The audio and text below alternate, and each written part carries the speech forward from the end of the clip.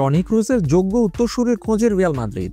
জালে কি পড়বে ইংলিশ ফুটবলের নূতন তারকা? টনি ক্রুজের বিদায়ের পর মাঝমাঠে যে বিশাল শূন্যতা তৈরি হয়েছে তা গত মৌসুম জুড়েই হাড়ে হাড়ে টের পেয়েছে রিয়াল মাদ্রিদ। সেই অভাব পূরণ করার জন্য গ্রীষ্মকালীন দলবদলের বাজার জুড়ে একজন মিডফিল্ডারের খোঁজ চালিয়েছে ক্লাবটি।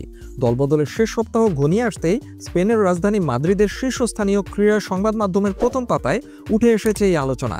যদিও ডিন হুইজেসেন, অ্যালভারো ক্যারেরাস, ট্রেন্ট আলেকজান্ডার-আর্নল্ড এবং ফ্রাঙ্কো মাস্তান্তুয়ানোর মতো খেলোয়াড়দের পেছনে প্রায় 165 মিলিয়ন ইউরো খরচ করে ফেলার পর মনে হচ্ছিল রিয়াল মাদ্রিদের এবারের মতো দলবদলের কেনাকাটা শেষ। কিন্তু পর্দার আড়ালে কোচ জাবি আলোনসো মাঝমাঠে আরও একজন খেলোয়াড় আনার জন্য অনুরোধ করে যাচ্ছিলেন। ম্যানচেস্টার সিটির রদ্রি হার্নান্দেজের নাম শোনা গেলেও সে সম্ভাবনা এখন অনেকটাই ক্ষীণ।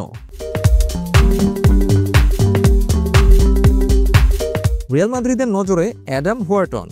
স্প্যানিশ সংবাদ মাধ্যম ডিয়ারিও এএস এর তথ্য অনুযায়ী রিয়াল মাদ্রিদ এখন ক্রিস্টাল প্যালেস এবং ইংল্যান্ডের তরুণ মিডফিল্ডার অ্যাডাম হুয়ারটনের পরিস্থিতির উপর কড়া নজর রাখছে। 21 বছর বয়সী খেলোয়াড়ের খেলার ধরন ঠিক তেমনই যেমনটি রিয়াল মাদ্রিদ খুঁজছে, একজন নিয়ন্ত্রক মিডফিল্ডার যে কিনা মিডফিল্ডে তার নিয়ন্ত্রণ বজায় রাখতে সক্ষম হবে, যিনি মাঠে খেলার গতি নিয়ন্ত্রণ করতে পারবেন এবং দলকে নিজের চারপাশে সাজিয়ে তোলার অসাধারণ ক্ষমতা রাখেন।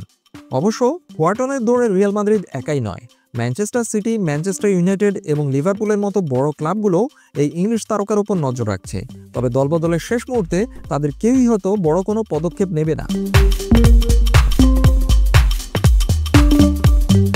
গল্পের আসল মোড় কোথায়? রদ্রিগোর বিদায় এবং হুয়ারটনের আগমন? এখন প্রশ্ন হলো, দলবদলের এই শেষ মুহূর্তে রিয়াল মাদ্রিদ হুয়ারটনের জন্য কি ঝাঁপিয়ে পড়বে? হুয়ারটনের বাজার মূল্য ন্যূনতম 80 মিলিয়ন ইউরো, যা এই মুহূর্তে খরচ করা রিয়ালের জন্য অত্যন্ত কঠিন।